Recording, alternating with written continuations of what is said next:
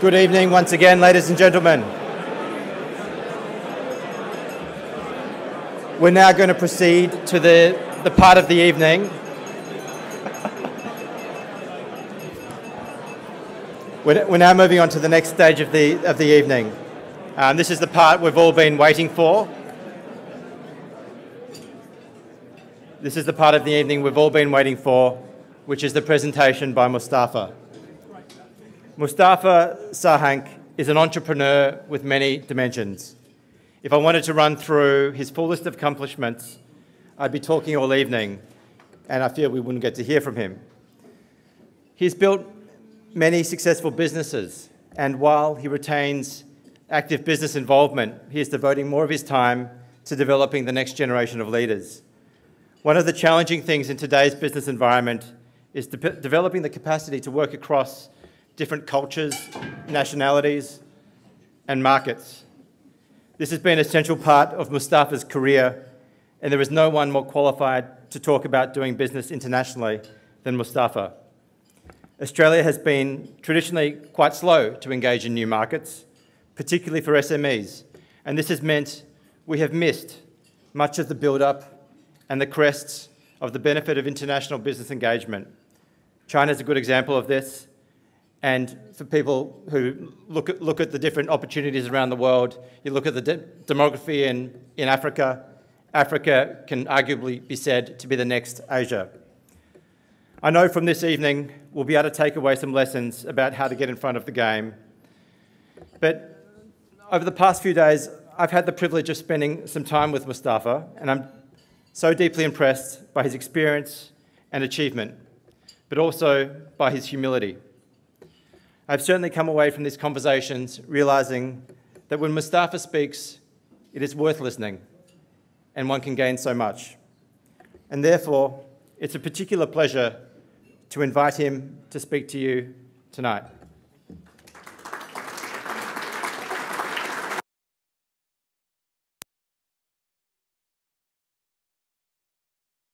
Fix it. I'll use my voice until it's being fixed. No, don't worry, yeah. It's okay. I'll handle it, don't worry. Thank you very much, Anton. I've had before, actually, when I went on a podium before in one of the countries, I had an electricity shortage. So actually, I spent 1 hour in pitch black speaking, and guess what? The audience enjoyed it. Okay. You will see that I have my beads in my hands, and I'm sure that you might be asking questions later on why I have beads in my hands. I will be addressing those questions at a later stage. All right, ladies and gentlemen, let me start by telling you that I am deeply impressed. I am extremely happy, and I am even moved by how I was received in Australia for the first time of my life. From the airport until this moment, I have heard, I have read so many good things about Australians that I have seen them in action. And here I'm not talking about the business partners who surrounded me all the time. I'm talking about the average Australian in the street, the average Australian in the hotel. It's just amazing. And I look in awe, really. And I have to tell you that you are sitting on a gold mine of feelings, a gold mine that you will not find very much in the world, at least in the Western Hemisphere. First and foremost, I would like to thank very much a very deep friend of mine. Because of him, I'm here today. David Martin, the bald guy sitting on my right hand.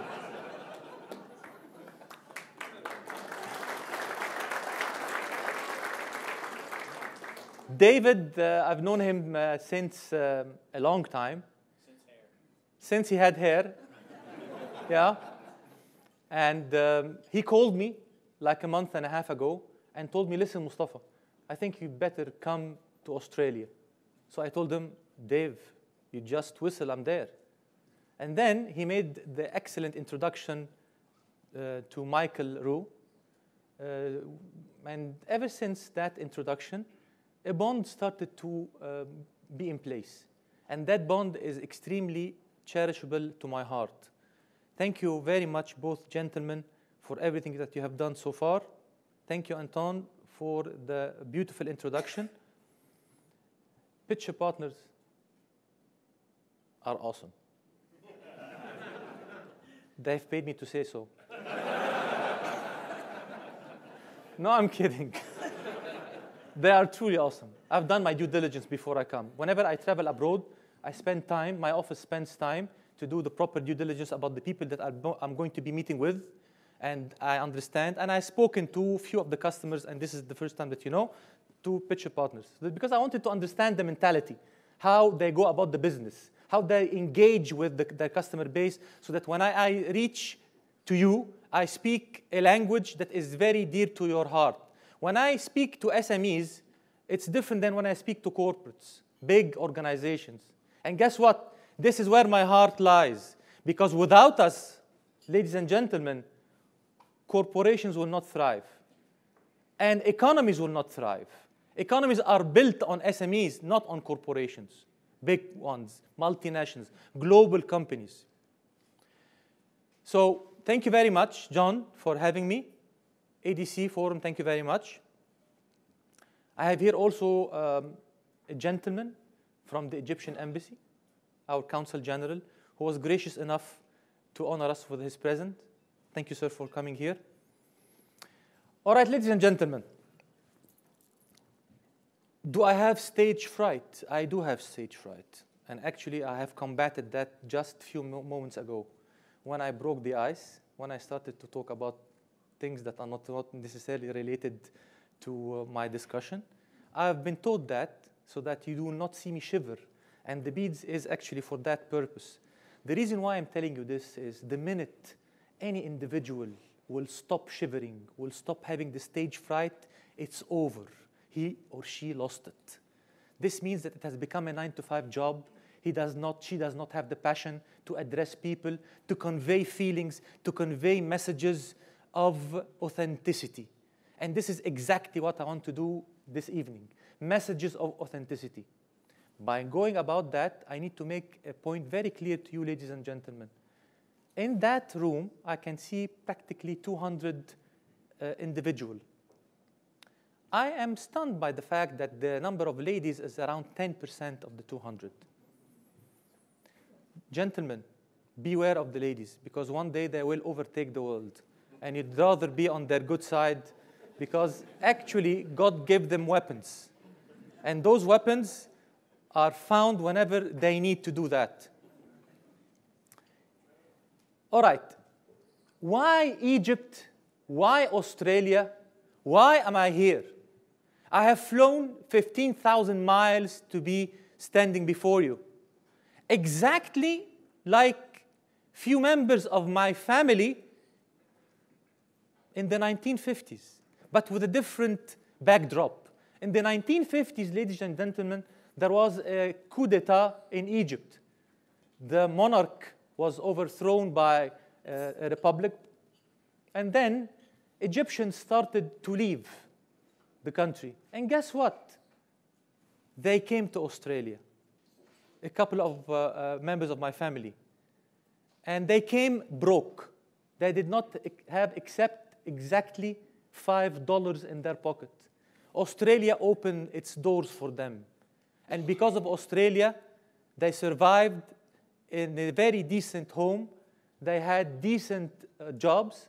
And later on, they returned to Cairo when the regime was out by another president. And this is where really the whole story of the connection of Egypt, Australia in my family. Here today, I would like to share with you, I will not try to embellish anything. I will be as objective as I can be. I do not work for the Egyptian government. I'm an Egyptian person who works in business. As you have noticed, I did not even use the term that we use in the literature to say what I do. I'm a normal human being, immortal, who believes in human beings, and who believes that it is time that we extend the relationships with different corners of the earth. That's why I'm here. Egypt and Australia have a long story, and that story I would like to tell you about. It is built on the remoteness of your continent. People back home in my region, and by the way, when I speak about a region, I'm speaking about a three-dimension region. An Egyptian is an Arab, an Egyptian is an African, an Egyptian is equally an Asian. Let me tell you about geography here. You know that in Egypt, we are mostly in Africa, at the tip, north, west, north. So we have the Mediterranean, we have the Suez Canal, we have the Red Sea. But when you cross the Red Sea, you are in Asia. So Sinai, that probably you are hearing lots of things happening in Sinai, and I will be touching that in a moment, is in Asia. So I'm African, I am Arab, and I'm definitely an Asian. 3 in 1. And I'm not going to even dare speak about what is my faith system, because it is totally irrelevant. It is totally irrelevant that I stand before you and tell you to which God I pray and to which denomination I'm from.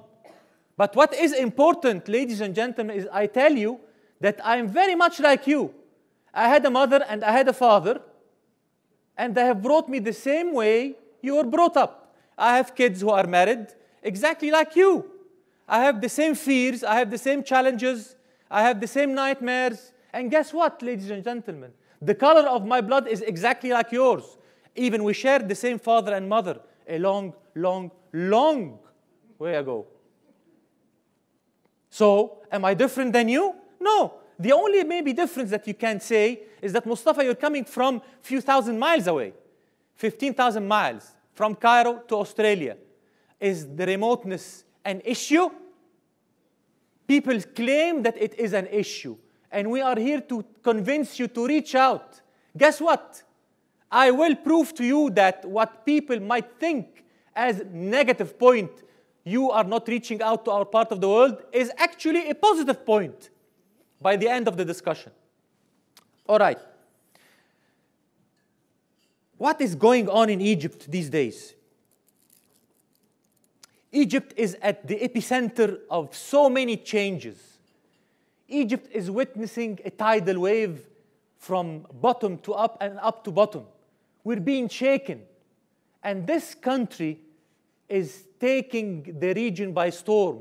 All of a sudden, in 2011, we had the first revolution that was again supplemented by another revolution. And the second, if I may say, is the rightest one, because all of a sudden we have found out that the people who were in power were not necessarily the ones that the Egyptians wanted. The minute you have religion and politics intertwined, problems start to emerge. Thank God, now we don't have that. So Egyptians went in the streets in 2013. We have a new government, you have a new president. And when the president came, he had the audacity of standing before us and tell us the following. If you think that I am happy, I am not. Because any man who has been in the armed forces taking his brass from his jacket is not necessarily a happy man. Anybody who has served in the army knows exactly what I'm talking about. He has become a civilian. And because of that, he started to really look as a civilian on what needs to be done. So, in the old regime, we had another president who stayed for 30 years, status quo. Things were not as we all wanted. And then there were problems started to accumulate. So we had problems in transportation. We had problems in real estate. We had problems in electricity. We had problems in oil and gas. We did not play our role that we were supposed to be in Africa or in the Arab region. So all of a sudden, he found that he had a huge plate on his lap and he needed to address all these problems at once. We had an investment law that was not up to the standard, international standard. We have corruption that he needed to really address. We had bureaucracy that he wanted to address. Red tape. People take ages until things get done. So he had a full list of priorities. And guess what, ladies and gentlemen? All of them were priority number one. So it needed somebody who knows how to fight on multiple frontiers at the same time. So he opened the frontiers at the same time. He started to tackle education, healthcare, transportation, road system, oil and gas. In 2011, we used to export gas. In 2012, we started to import gas. Our GDP was in the minus. Our debt was humongous. We had a falling country. And if you know, if Egypt falls, the whole of the region falls. So he had the vision articulated. He had meetings with many people, many business people, many people from different industries, from the government. And he tried to articulate his vision. He wanted people to believe in what he was saying, while telling us with an open mind, I do not have the magic wand. I will do my very best. I will make mistakes, and please, I want you to help us. So in 4 years, 2018, at the end of this year, we are going again to become a net exporter of gas, because we have one of the biggest fields of gas in the world. We are sitting actually on gas. And this is called Zohr field. Anybody in the business of oil and gas, take that name, Zohr field. And it is being developed by Eni, the Italian company. In 2004, this same field, BP told President Mubarak that it is not an economical field. That same field. And now we are going to be net exporter. Electricity. We do not have electricity cuts anymore. Quite the contrary, we have started to actually export electricity. Road system. We have better road systems now. So the infrastructure is being revisited again. And infrastructure for business is fundamental. It is crucial that we have infrastructure, because without it, business cannot come and flourish. And this is exactly what I would like to share with you. The infrastructure, not only at the level of roads, electricity, oil and gas, and so forth, but no, it's also on the level of the laws. We have a new investment law, anti-corruption law. These are things that now today are based on international standards. And these are very instrumental for you to consider when you would like to go and open up business in this part of the world. Why I'm trying to tell you that this is the time to consider Egypt. You have been, from my reading, you have been constantly looking at Asia as a market. True, it's a very formidable market. It's a huge market and many opportunities. But guess what, ladies and gentlemen? Every Tom, Dick, and Harry of the corners of the earth are thinking the same way like you. So the point is, would you be a leader or you are going to be a follower? The region is kind of fed up of our old partners, because those old partners of the region played very instrumental role in what they labeled the Arab Spring, which has turned to become an Arab autumn and maybe a very cold winter. There is no Libya anymore. There is no Yemen anymore. There is no Syria anymore. There is no Iraq anymore. But guess what? There is one resilient country that stayed on course, Egypt. And it is gluing again all this and putting it in a totally different context. So the message that I would like to share with you, Egypt is today ready for business. And I can safely claim, with all the problems that I am personally facing day to day in Egypt, whether those problems are from the bureaucracy, from the red tape, from sometimes the corruption, but it is opening its arms. We have today people, civil servants in the government, who have the capacity to make changes happen. They have the capacity to open up their doors and expect business people to come, direct foreign investment to come, and to solve their problems. This is what today Egypt is offering. So I will not stand before you and tell you it is pinky rose. It is not. But guess what? It is so white now that people are starting to see the light coming from this part of the world. Egypt is a market that is in the middle of everything. We have 100 million Egyptians. Isn't this a good market? It's 5 times Australia. It is Saudi Arabia. It is UAE. It is Qatar. It is Bahrain. It is the Sultanate of Oman. It is north of Africa. It is Kuwait. All of them amalgamated. This is a huge market. And guess what? Few weeks ago, Egypt has signed free trade agreement with 44 African countries. What does this mean? That you can open up shop there and take advantage of the free trade agreement as an Egyptian affiliate. That said, what Egypt is playing now in the Arab world, anybody who would like to structure a strategy in the Middle East, in the Arab world, has to have a triangular strategy based on the following. 3 sides of a triangle: Egypt, Saudi, and the UAE. And then the rest are in the middle.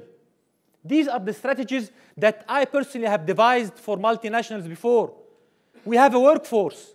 That workforce is unbelievably intelligent and talented, and very well positioned when it comes to comparatively advantageous cost of labor. Those people have gone to universities and well spent on them, and they are ready to be engaged. And actually they are engaged. Have you heard before that there are 2 companies, unicorns, that came out of Egypt? Unicorns. Have you heard about deals in San Francisco done by Egyptian companies in the hundreds of millions of dollars in technology? 2 days ago, ladies and gentlemen, we had the pleasure of hosting Sophia. Do you know Sophia? You don't know Sophia? Okay. Sophia is the humanoid, the lady humanoid, based on artificial intelligence. Google it. Sophia speaks. Sophia is all over the world. The United Nations has accepted that it becomes a citizen of the world, to an extent that Saudi Arabia gave it its actually Saudi passport. The world is changing, ladies and gentlemen. It is changing. I will even go further and shock you with a piece of information. Have you heard about a software called Deepface application? News. Would you agree with me that news can be tampered with? Do you agree? What about then I show you a piece of video that you will see yourself inside and you were never there? Reddit.com is a website, and in that website they have created a subroutine, and that subroutine could alter actually the way you see what you see on the net. First, it was used in pornography, and then it was used for things than that. But guess what? When it becomes commercial, it means that it has been lingering for many, many, many years, where in places like Langley, in places like NSA, in places like intelligence communities, and all of a sudden it's commercial. Why I'm telling you this? Because do not believe all the time media. Media sometimes shows you what it wants, whether it is subjective or objective. Most of the time it is subjective. It's not true. This brings me to a very important point in my presentation. Security. How many have you heard that it is not safe to go to Egypt? In all honesty. Can you raise your hand? Okay. Number one, I need to apologize. I need to apologize because I did not take it as an Egyptian to come before to tell you the truth. One time, when there was an attack long way ago in Cairo, I was going to Washington, D.C. And I knew that while we are lobbying at the Hill, we are going to be asked a question by one of the congressmen that Egypt, Cairo is an insecure place. Guess what, ladies and gentlemen? I had my statistics under my arm, and I told him, guess what, Mr. Congressman? It is actually safer to be in Cairo than to walk the streets of downtown Washington. Not my words, statistics. The number of killings that happened downtown Washington is more than what happened as a terrorist attack in Egypt. Terrorist attacks happen in the UK. Did that deter you to go to London? Terrorist attacks happen in Paris. Did that deter you to go to Paris? Terrorist attack happened in Berlin. You still go to Berlin. Do you know why? Because it is a misrepresentation of the media. Because people like me did not take the plane to come over to answer your questions. What you are labeling as unsafe is truly unsafe. But do you know where? It is in Sinai, in the peninsula. Very far away, in the hundreds and hundreds of kilometers, more than 1,000 kilometers away from Cairo. You might come and tell me, but Moustapha, please, for heaven's sake, you're trying to embellish the picture. Why don't you tell us that there was a killing in one of the churches? Right? Christians were bombarded by a bomb. Right? Then my answer to you is the following. Gentlemen, ladies, a mosque was blown away totally by a bomb. 200 were killed. 200 souls were killed. Egyptian souls, human souls. And now we are talking about ISIS. Please, let us agree in this audience that there is nothing called ISIS. It's called Daesh. Daesh. Daesh. Not ISIS. Because ISIS is one of our pharaonic gods. So let us not label the wrong label for what the West would like to label it with. Moustapha, what have you just said? The West? What are we then? This will bring me to a very important point I started with. Remoteness. People in my region do not put you in the same pot like the West. Even if you have said it is okay to bombard Syria, we forgot because you did not take an active role. But quite the contrary, what we never forgot, and we held very dear to our hearts, that your people who are buried in our soul in Al Alamein are dear to our hearts. The Egyptian soil actually has Australians buried there. And we go every year to pay our respects to your deceased soldiers and officers. Did you know about that? So the people who want to kill us are terrorists. Terrorists. Nothing labeled than that. And if we dare and say they are extremists, please allow me to tell you, extremism is found in all religions.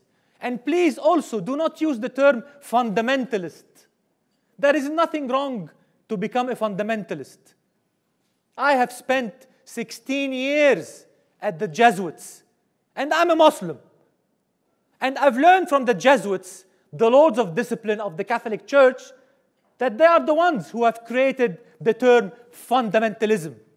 There is nothing wrong to go back to the roots. But what is wrong is the term that I'm sure my brother David will laugh when I say it. It's fundamentalist.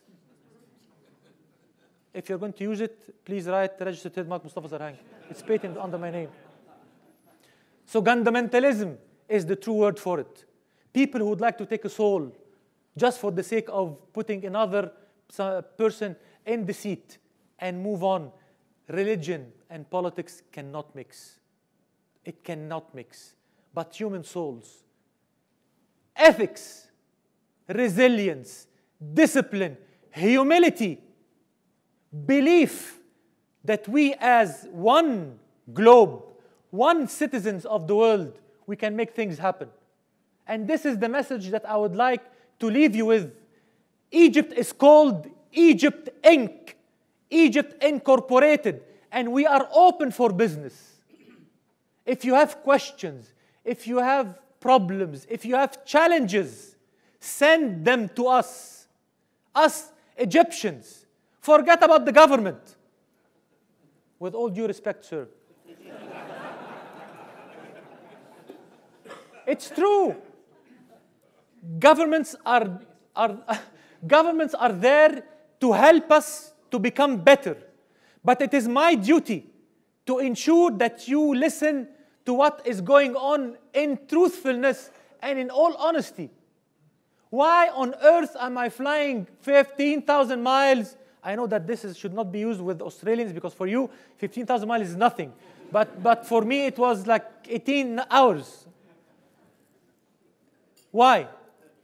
Why I'm standing here before you? What do I want to accomplish? One thing. Can you see me? Do I have a tail? Do I have 4 legs? Maybe I have beads. So I'm sure, again, you don't know what am I doing with the beads. It's not so that I stage fright. No. I use them for something else.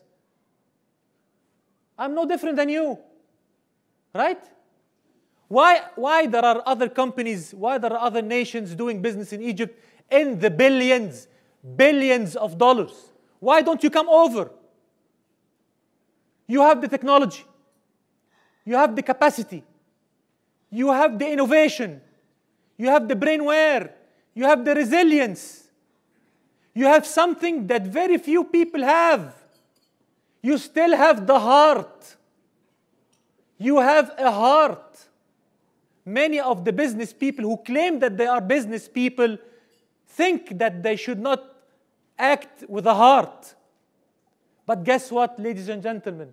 This is a big mistake. When you lead with your heart is when you are actually a human being as a leader. And this makes tons of difference. So please, embrace what made you who you are today. Embrace your key differentiator. You are honest people. You work very hard. You do have balance between family and business. This is sacred. Bring it over to our region. People in our region will appreciate these things. Culture is important. And culture is something that you need to know about when you move over and think about opening up a setup in our part of the world. So what are the messages that you need to consider if you think it is time for you to at least open up a dialogue with Egyptian firms for Africa, for the Middle East and North Africa? Number one, always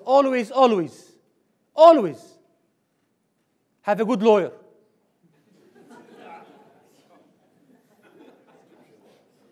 Have a good accounting firm.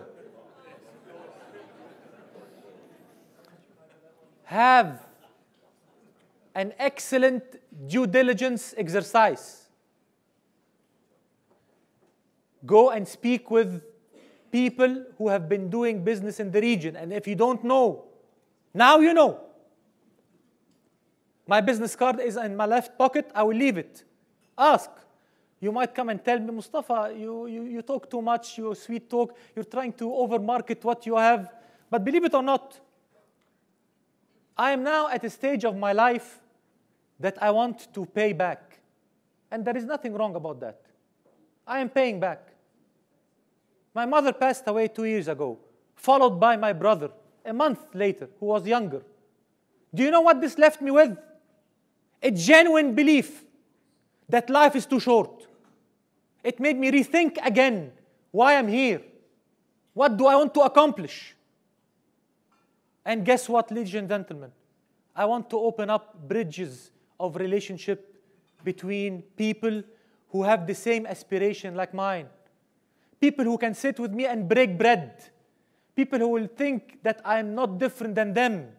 People who will open their doors and I will open mine and invite them over to my place to see my wife, my kids, my father. And guess what, ladies and gentlemen?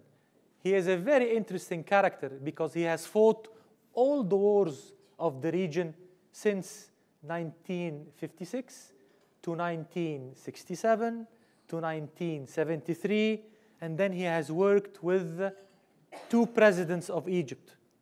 So he has many stories to tell you, and he's not related to the government. So he will tell you whatever he's thinking about very openly.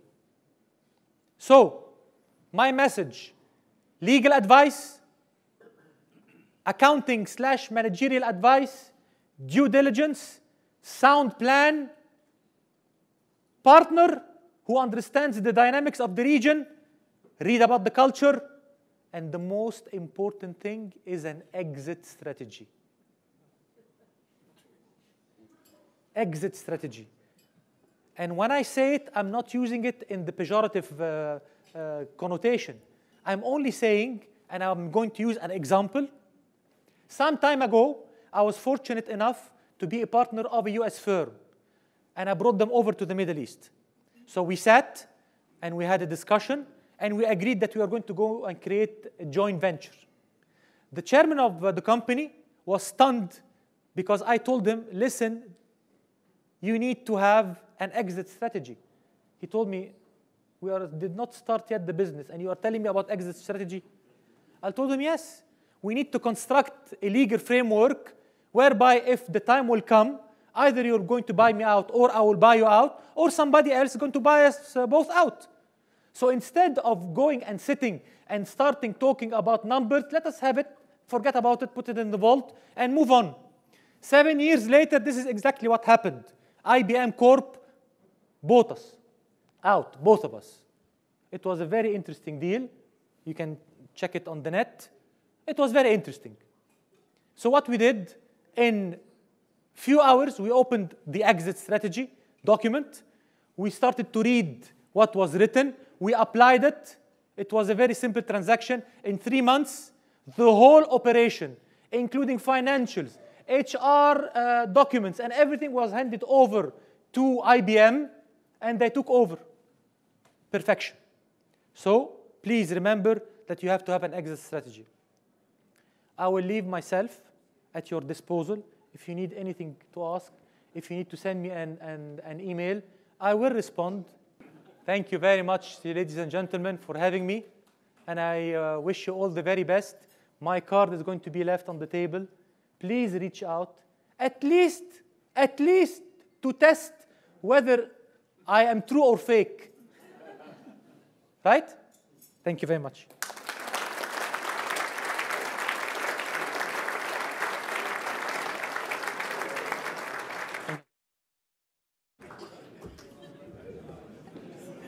Moustapha, thank you very much. Thank you for your energy and what was an extremely riveting presentation. I enjoyed it very much, and I'm sure everyone else did as well. And just to sort of recap your comment about the witnessing of what's just happened in Africa in terms of the signing of the continent-wide free trade agreement, the biggest free trade agreement in the world. I think many of the people who went on the delegation recently from ADC Forum to Rwanda and part of the African Union Business Leaders Summit would absolutely agree with you that that was a momentous occasion and a privilege to be a part of. And what you've done tonight is open up a much broader window of the three regions of the world you described. And I think you've sort of changed some mindsets, changed some perceptions of that part of the world, and to start to imagine the opportunities and the possibility of doing business in unexpected places, I think is really exciting. So thank you very much.